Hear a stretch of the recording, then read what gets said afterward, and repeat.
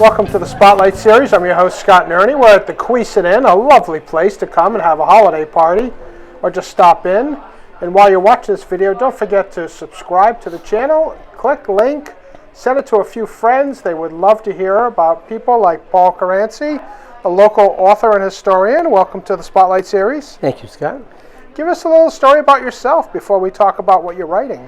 Okay, well, I'm a third-generation resident of the village of Sunnydale in North Providence, and I grew up there, attended North Providence High School, Providence College, and went to work for the government.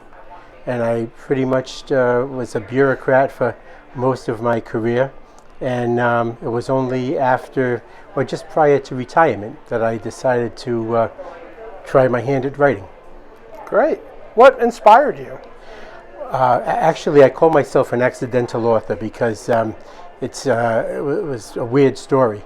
I did some research, being a local historian, on historic sites in my town of North Providence.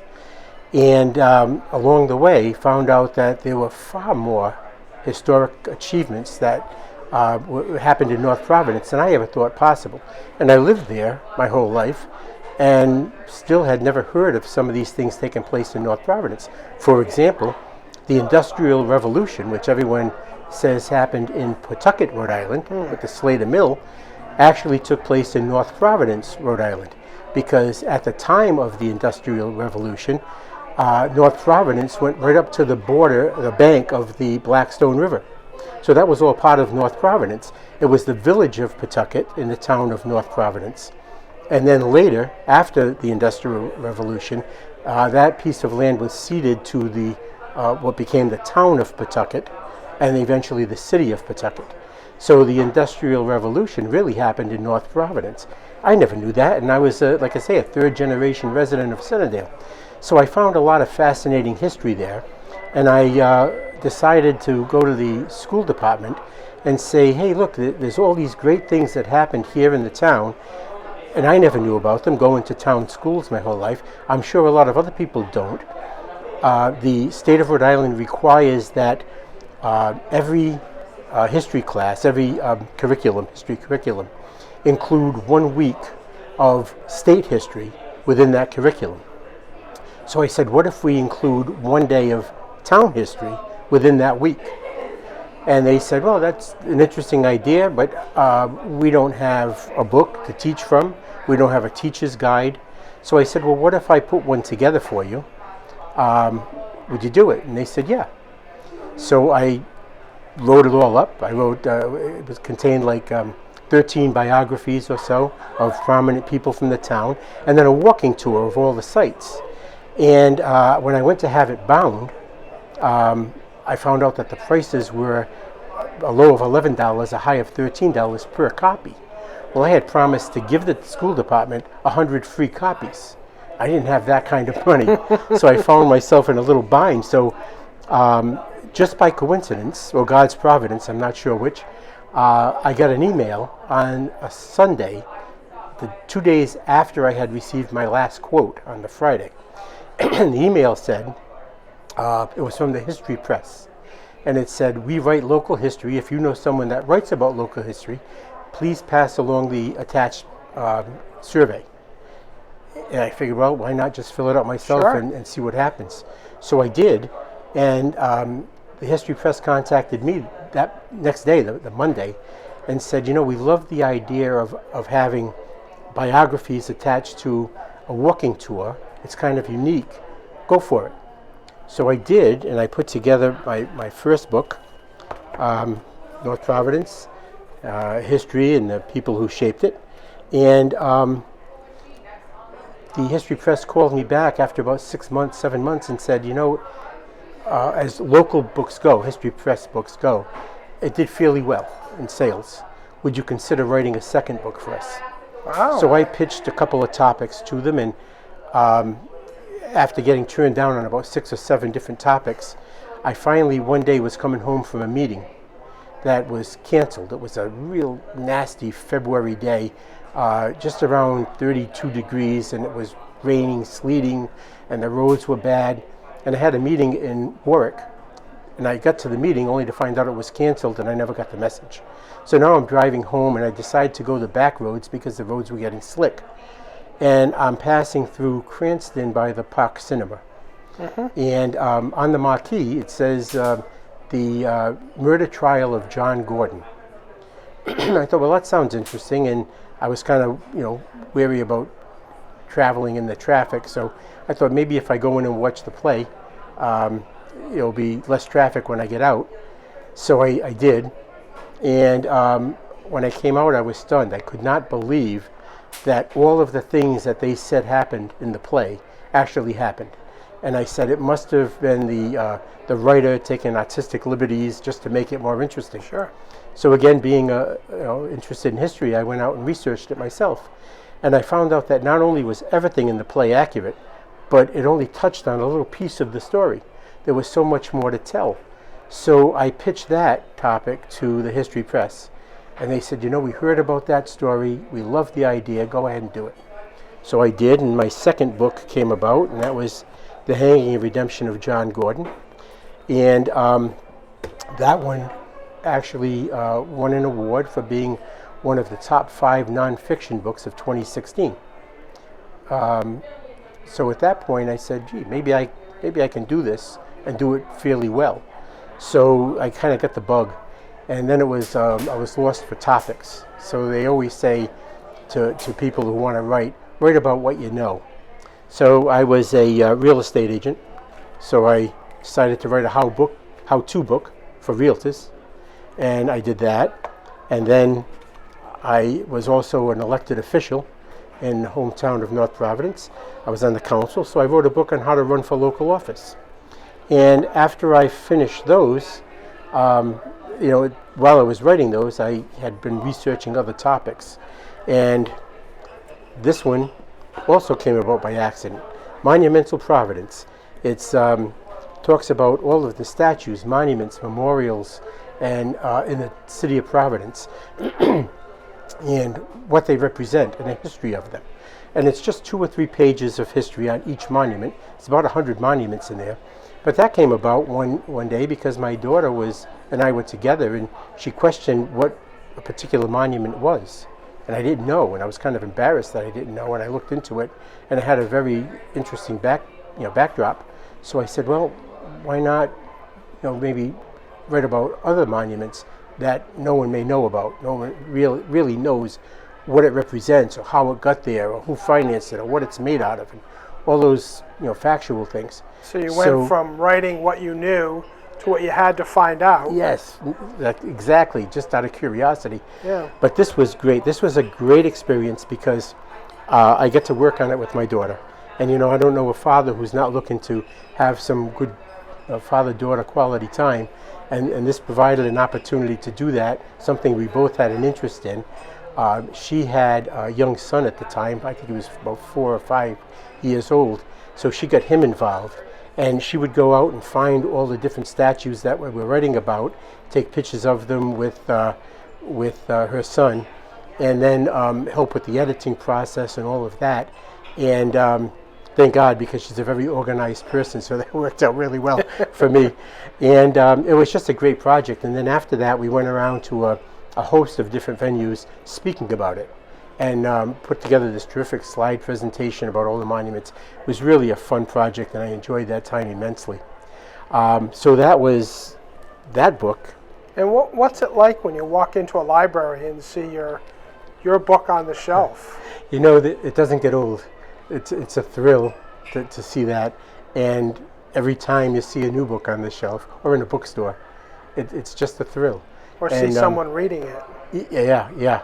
Or someone reviewing it on Amazon or whatever. Yeah. And especially if they enjoy it. Sometimes you can have 9 great reviews and one that person just didn't like it, and that's the one that sticks with you and you think about it all the time. But it is so much fun to see that you're impacting lives.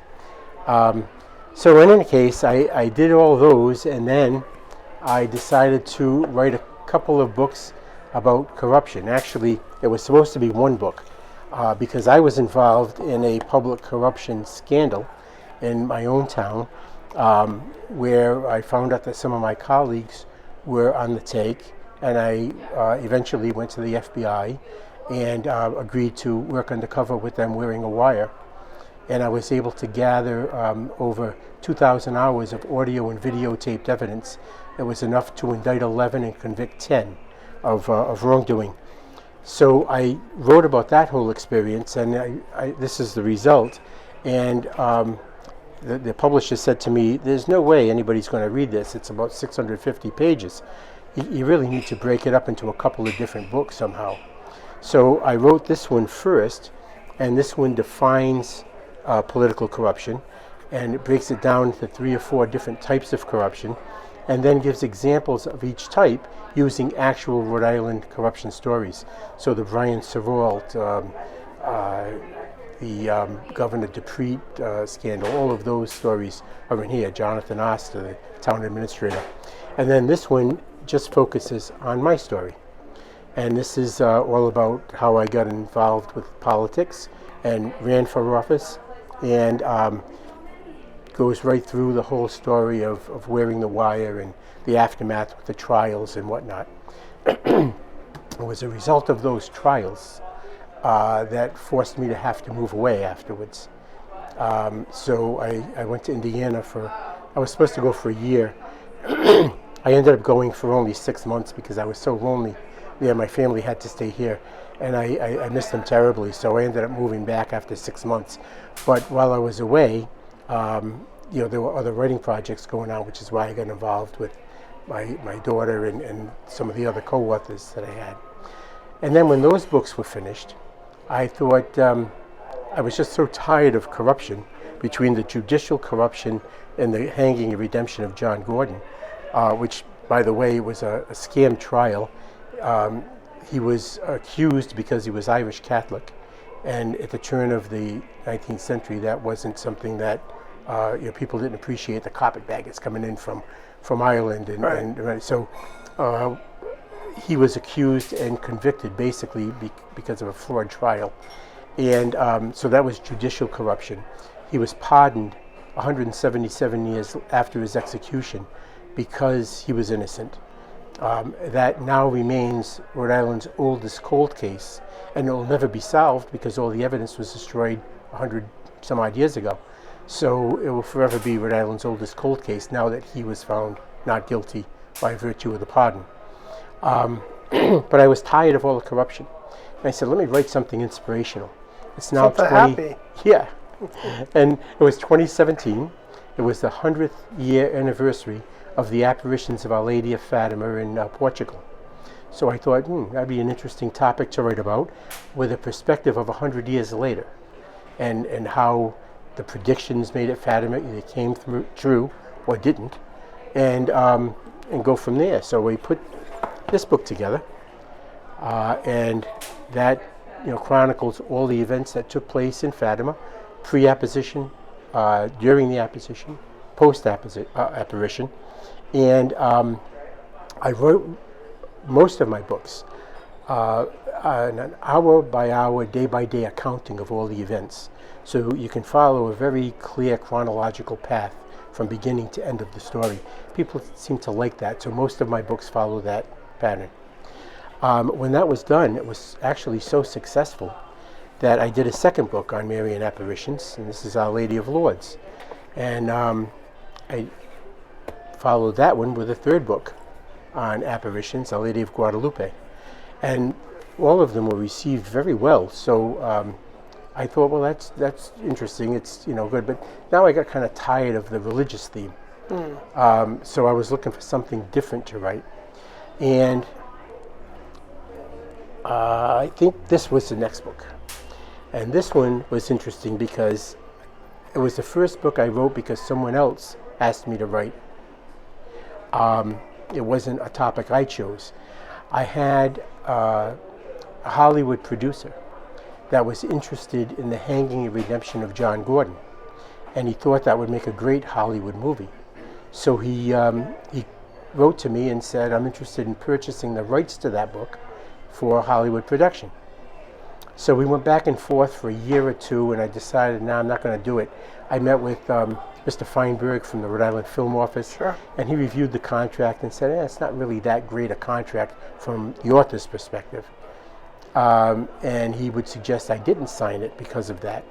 And I thought about it and said, yeah, he's probably right. It's the first time I got an offer like that. I was, thrilled at the possibility of floored, yeah. Yeah, but if it's not a good deal, why bother? So I sat back and, foolish me, thinking, well, all these offers will start coming in now. Well, they don't. And for another 2 years, nothing happened. And I thought, you know what? Had I jumped on it when he first wrote to me, it'd probably be a movie now. And even though I wasn't going to make $1 million, off the movie rights, at least it would have been a movie. And I, it's another bucket list thing I could say that I achieved. So I decided to call him back, and I asked if he was still interested, and he was. So he purchased the rights to that, and then also the book on Guadalupe and the book on Lourdes. He purchased those as well. So after he had done that, he called me up and he said, Paul, have you ever heard of the Wichita horror? I said, no. He said, look it up online and then call me back. So I did. Horrific story. And he said, I think that would sell in Hollywood in a heartbeat, but I need to own the rights to something in order to sell it in Hollywood. It's just how Hollywood works, I guess.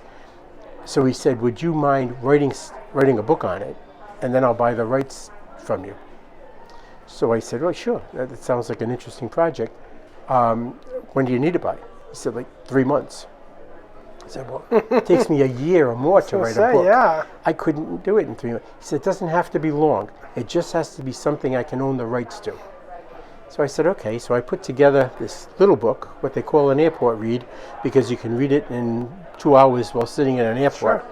And it goes through this horrific story about two brothers in Wichita, Kansas in the year 2000 who decided to carjack very expensive-looking cars, figuring the owners had substantial money, forcing them to go to the ATM, take out all the money, and then they would let the person go and make a bundle.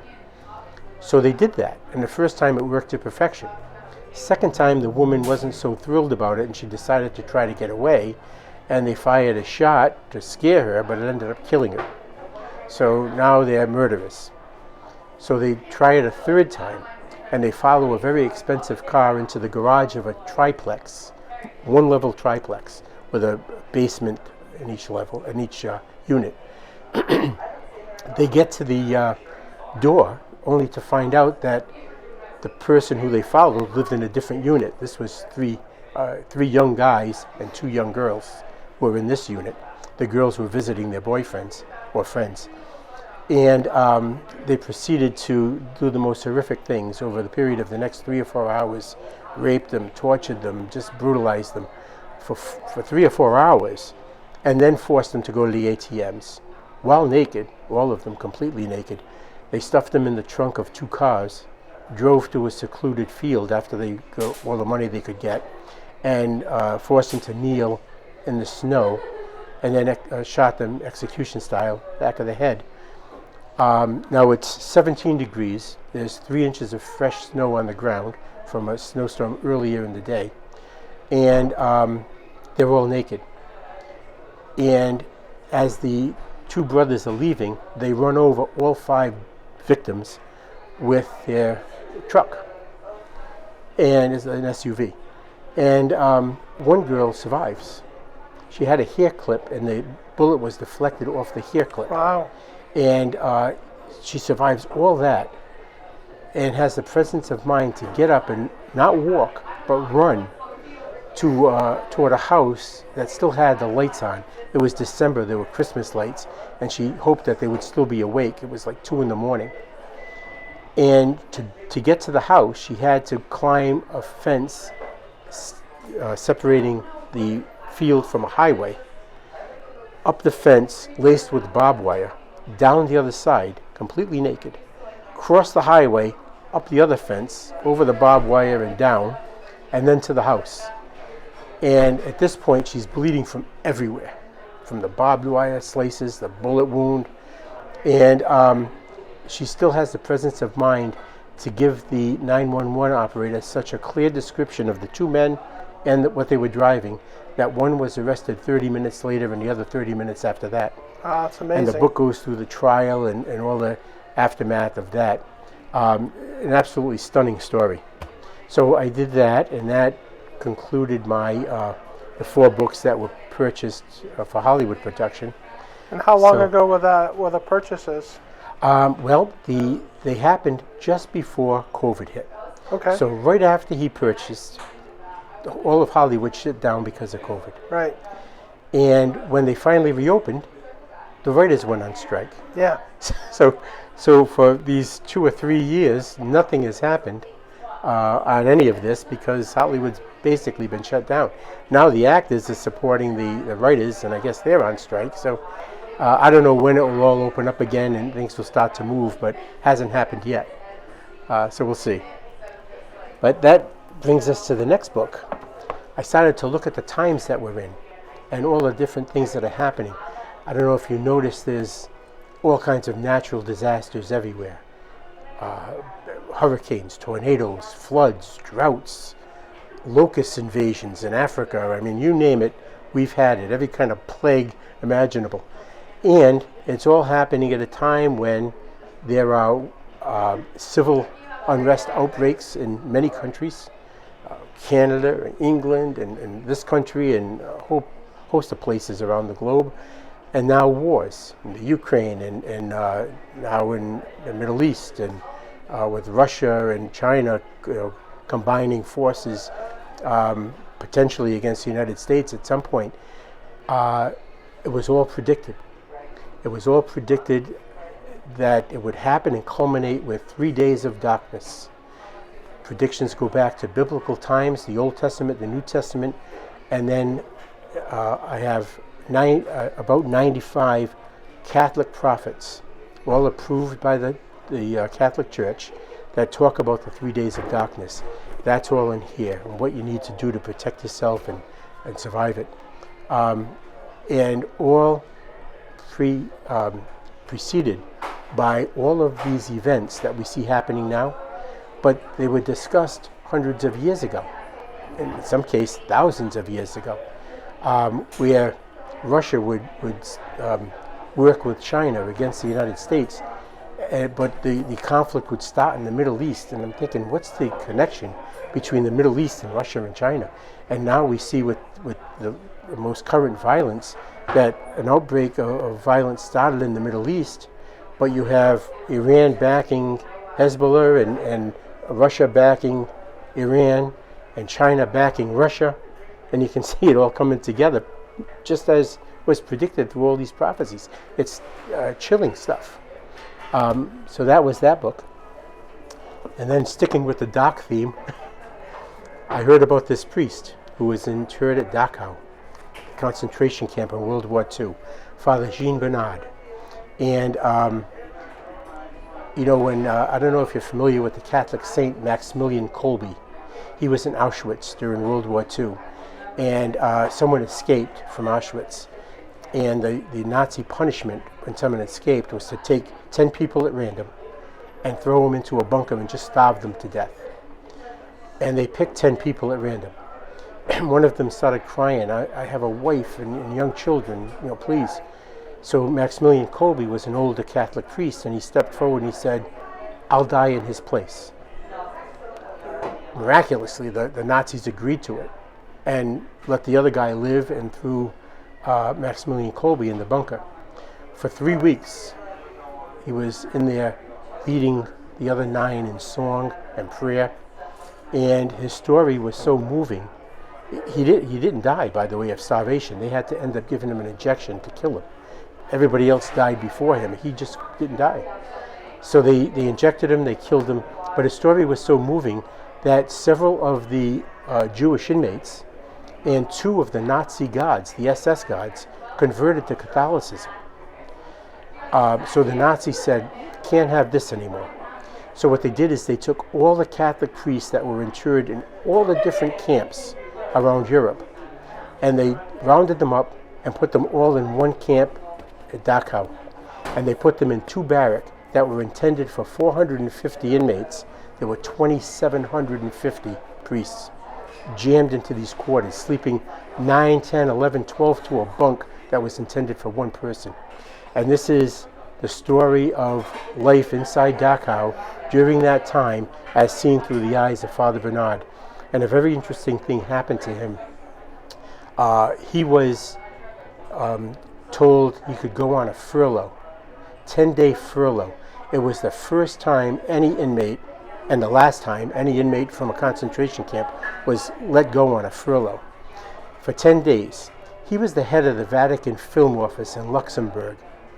And that was a very powerful position. He had a lot of sway over a lot of people who were Catholic that listened to, that program. So the Nazis said to him, when you're out on furlough, every 2 days you have to report to the SS office. And if you don't, if you miss a day, we know where your family is. We'll round them all up and kill them all. So he had to report. Couldn't just run away. And when he reported his second time, the fourth day he was out, they said to him, we will release you and all 2,750 priests from Dachau if you recant and say that the Nazi policies are actually good for Catholics and the world as a whole.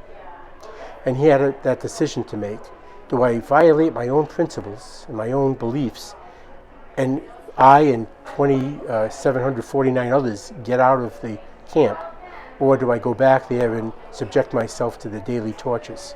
So he had that Sophie's choice, if you will, to make. Very difficult. Then I said, I need something light again. These are too dark. So there's a cover band out of Atlanta, Georgia. Their name is Foxes and Fossils. If you've never heard them, do yourself a favor and YouTube them. They are absolutely stunning. They have a 4- and 5-part harmony that rivals the Beach Boys and the Mamas and the Papas and other great groups from the 60s, Crosby, Stills, Nash. They cover material from the 60s all the way up to 2020s. Sarah Bareilles, Elton John, all kinds of greats, Mamas and the Papas, and they are stunning.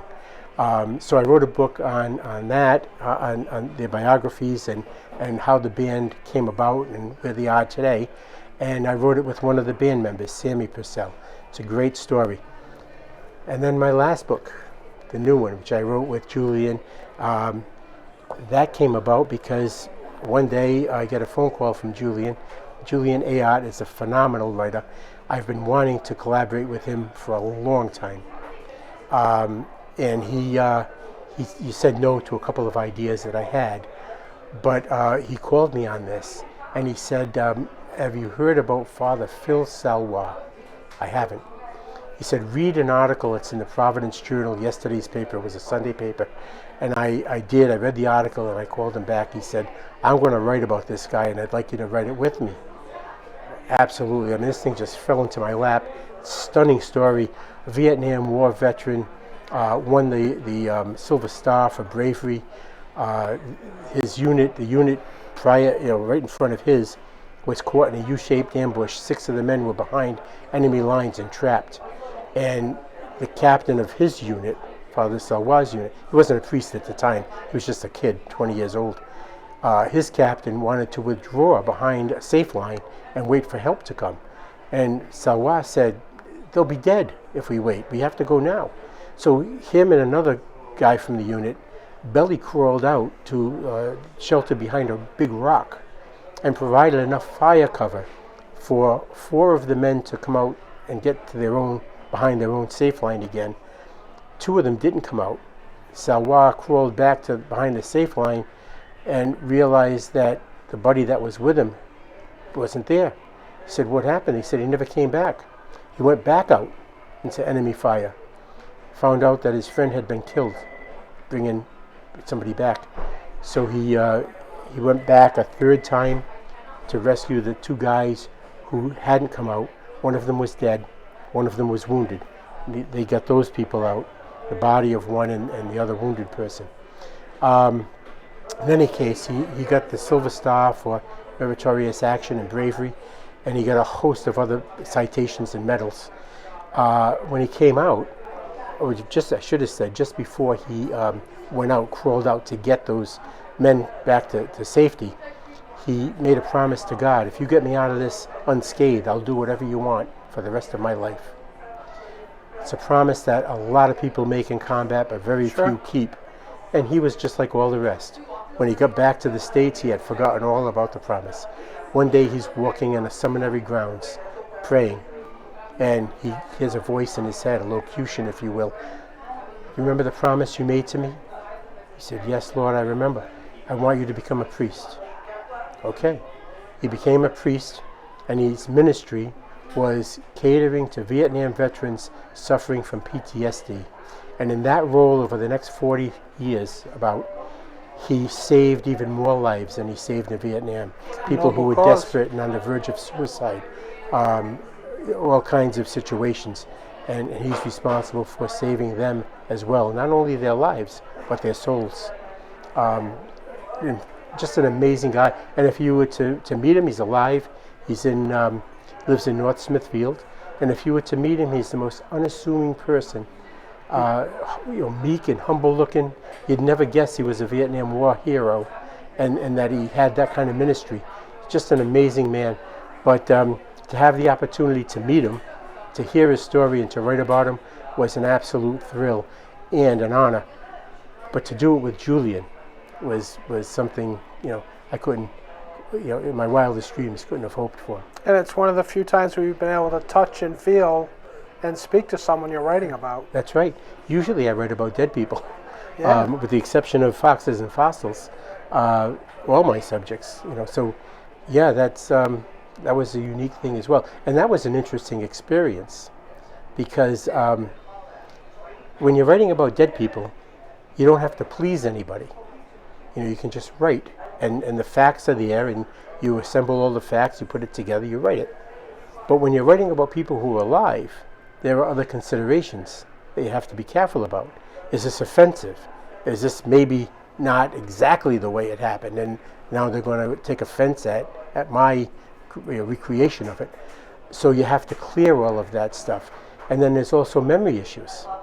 Going with foxes and fossils, these guys are musicians that grew up in the 60s and 70s. 5 older guys are the musicians. 3 young girls, the foxes, are the singers, the lead singers. And the fossils, the older guys, have a varied background. And trying to get them to recall dates and times and events, they remember the events pretty well, but they all had a different idea of when the event happened or how exactly it came about. And trying to mesh all of their different remembrances on that was a real unique thing for me. I'm just not used to it. But it was a great experience, and I wouldn't trade it. I swore after I finished that project, 8 band members, family members, and a bunch of friends and former bandmates, and I swore I'll never write about another live person again. And here I am writing about Father Salois. So, but it was a great experience, and I'm not sorry I did it. So what's on the proverbial typewriter today? Well, I'm back to the religious theme, and I'm writing a book about the Shroud of Jesus, the burial cloth of Jesus, and the several miracles, I guess, that have taken place. Not only because miracles that those who believe in it were touched by, but the miracle of the cloth itself. The many facets of it. For example, you may have heard of the veil of Veronica. In the Stations of the Cross, another Catholic rite, Veronica wipes the face of Jesus as he's all bloodied and making his way to Calvary. And Jesus' face miraculously appears on the cloth that she wiped his face with. Well, if you take that cloth, which still exists today, and if you take the shroud and you overlap them, it's a 99-point match. The features, everything lines up. The distance of the eyes, the length of the nose, the lips, everything just lines up perfectly. It's the same person on both pieces of cloth. Unbelievable. The blood type on the cloth, they can actually take blood types because there's blood on the burial cloth, and the blood type is AB.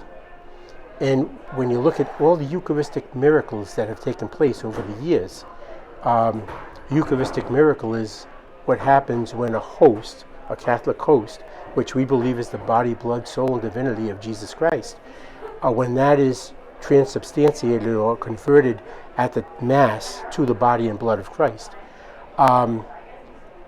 there are sometimes miracles that take place in that host. Several times blood has appeared on the host. And when that blood was tested by independent scientists that weren't Catholic, they weren't told what it was. They just said, test this and let us know what it is. It was AB blood from a heart muscle, but not just from a heart muscle in distress, a heart muscle under the stress of all the scourging and carrying a cross and being nailed to the cross, all the things Jesus suffered. That's stunning. And it happens to be the same blood type as what appears on the shroud. There's just so many different interesting facets about the shroud. I thought it'd be a great topic, again, especially in later times that we're in. And we'll see that when, do you think? Well, I'm just starting that, so probably another year, a year and change from now. Okay. Great. And where can people get information about your books? Well, I have a website. It's www.paulcaranci.com. Okay. You can go there and get all of my books or information about them. Amazon.com has all the books and information. BarnesandNoble.com and a lot of local bookstores. Stillwater River Publications, the bookstore on the east side of Providence, on Thayer Street. Books on the Square is the name of it. A lot of religious stores carry my books. Tally's Religious Goods, Gabriel's Trumpet in Coventry carries my religious books. So pretty much anywhere in Rhode Island, and then on all of the major sites, online sites. Fantastic. I wish you a lot of luck. You're definitely wired into to the local community and abroad as well. I wish you a lot of luck and many more books. Thank you, Scott. It's been a pleasure. Thank you very much.